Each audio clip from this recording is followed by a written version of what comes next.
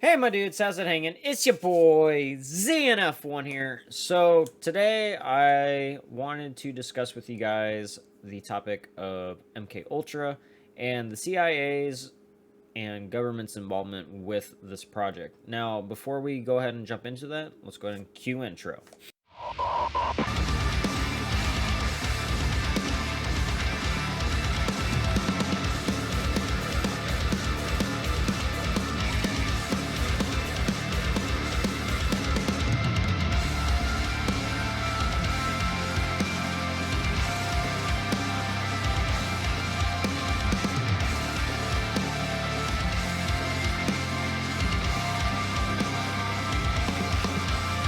Alright, so Project MK Ultra started a little after the end of the Second World War and around the same period as the Cold War.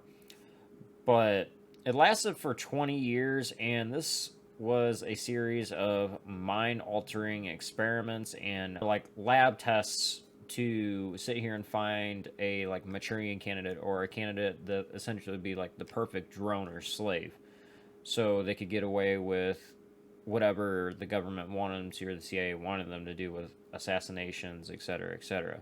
This was to combat what the Soviets were doing. These people were told by, military personnel that they were going to help find cures. Little to their knowledge, they didn't really know that that's not actually what was going on. They had multiple tests done on them and extremely inhumane things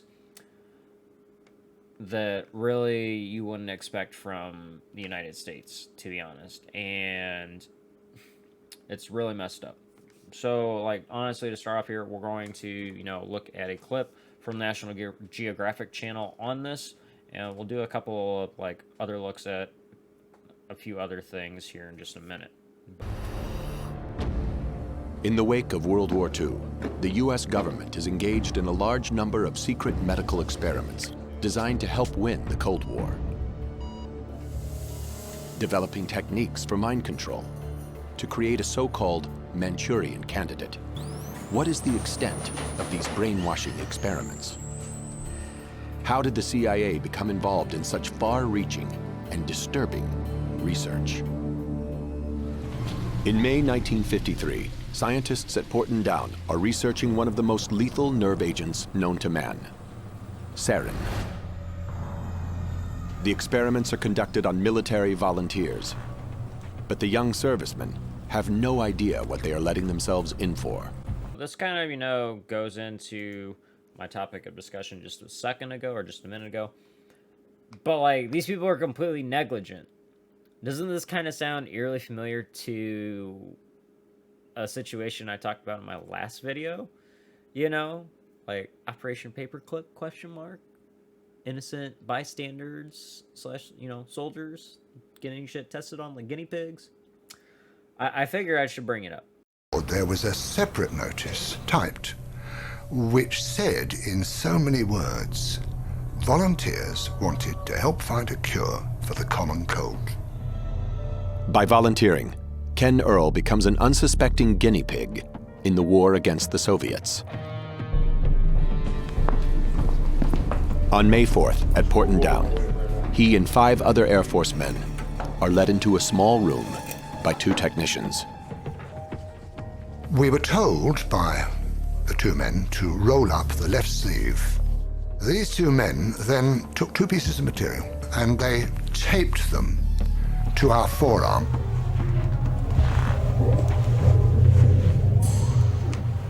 They then gave us each a respirator and that we were not, under any circumstances, to take off the respirator. And the door was sealed behind us. Alright, so, again, another fucked up thing to bring up. Why would they need to have gas masks? Like, I get that, like, having some sort of a cloth on your arm, that's one thing, that could be many different things, but a fucking gas mask, though, too? Like, that should send red flags, like, hard, bro. Like, for real. Why the fuck hell do you need a gas mask and something that's to test cures for the common cold? It's literally showing you that they have nothing of that sort of interest in mind. Like, they're literally testing something on you to be harmful to your body.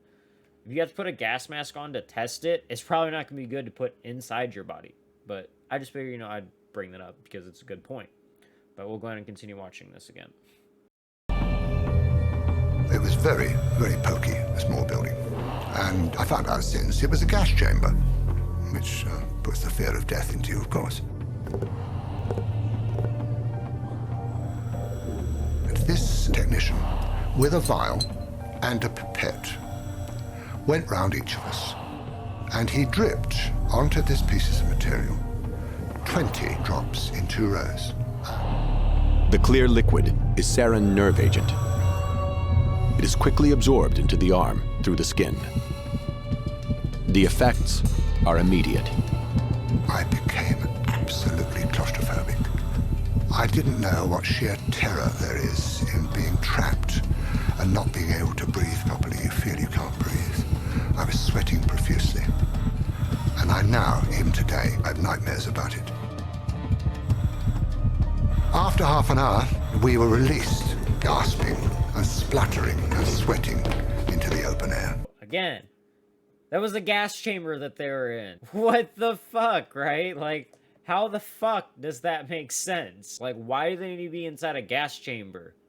It's an extremely messed up place to be tested. Something for the common cold cure. Do you guys understand why I'm doing this series? Like, there's reasons why I question these fuckers.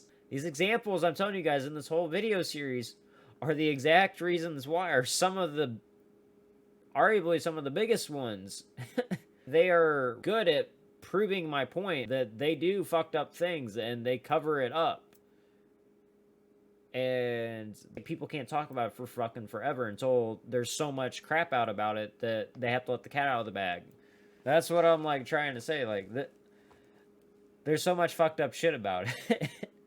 And, like, not only did, you know, they test the sarin gas, or not sarin gas, but the nerve agent, they also sat there and did things like they would use electroshock therapy, quote unquote, for long periods of time. And it caused a lot of brain damage for a lot of people in the US and, like, Canada. Both citizens had suffered from stuff like that. And they also did freaking forced sessions of listening to tape recordings with certain words and phrases on it to program stuff into their brain, essentially. It's just the same phrase over and over and over again. And they couldn't take the helmets off that they had put on them neither. That's extremely messed up.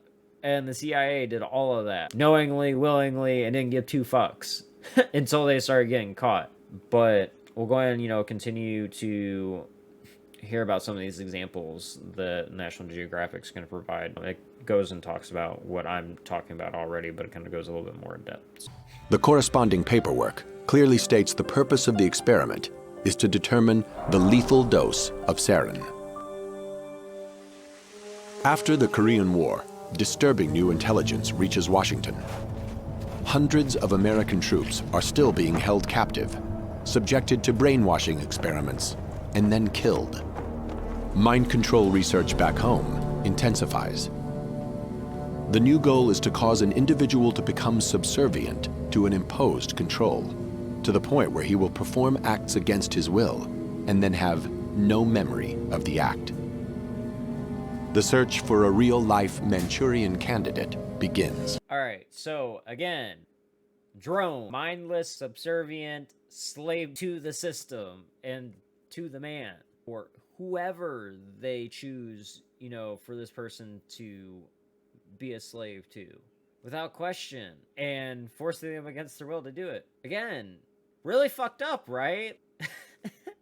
It's extremely, extremely messed up, the fact that we had to do shit like this to our own soldiers. To sit there and do that. There's no excuse for it. You can sit there and list all the ones you want, but either way, it's still extremely fucked up. And we did the same exact shit that the Soviets were trying to do. Arguably, we just didn't kill all of them, because there's a lot of theories out there that some of the people involved were killed. But we'll go ahead and continue watching this video. To produce such an assassin, the CIA faces 2 main challenges: how to induce amnesia and how to program in new behavior.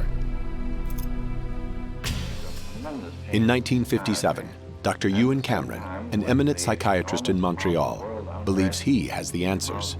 Cameron applies his techniques under the guise of normal therapy. There's a three-part technique which started with an effort to wipe out past patterns of behavior. And this was accomplished through the use of particularly intensive, repeated, high-level electroshocks until no more convulsions could be elicited from a patient. Cameron then plays tape-recorded messages through helmets that are locked to his patients' heads.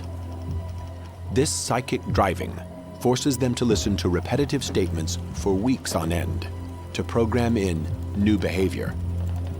Now, the final phase was to try to wipe out all recollection of what had happened, and that was accomplished by putting people to sleep for 30, 40 days, accompanied by different kinds of cocktails of drugs. Now, again, they're literally drugging people like rapists do and all this other stuff. Like, how fucked up is that? In addition to, you know, trying to brainwash them with recorded tape messages to just play over and over and over again for weeks, putting them to sleep for 30 to 40 days so they forget everything. What type of shit is that, you guys? It's fucking brainwashing. They're literally trying to brainwash their own fucking people. Like, I feel like I really honestly should not have to explain that that is completely inhumane and really fucked up. And completely reason enough why you should have reluctance to trust the government and the system. Now, they also did things like taking all the LSD that was in Switzerland at the time, which was like 10 kilograms or something like that, and they'd sit there and put them in cocktails to do psychoactive things to the person they wanted to test or use as a guinea pig. But I'm going to have links for more on that stuff down below, and there will be a link to CIA documents in the description as well too, so you guys have a straight source that talks to you guys about it. Those kind of go into detail on instances with people that were directly affected by it and their families, one of those people being Dr. Harvey Weinstein. That's going to be all for me today, though, my dudes. I do hope that you guys enjoyed, and with that being said, you know, as usual, please don't forget to like, share, comment, and subscribe. It really does mean a lot to me whenever you guys do this. Now, with that being said, please don't forget to live long and prosper, and take care and peace, my dudes. See ya!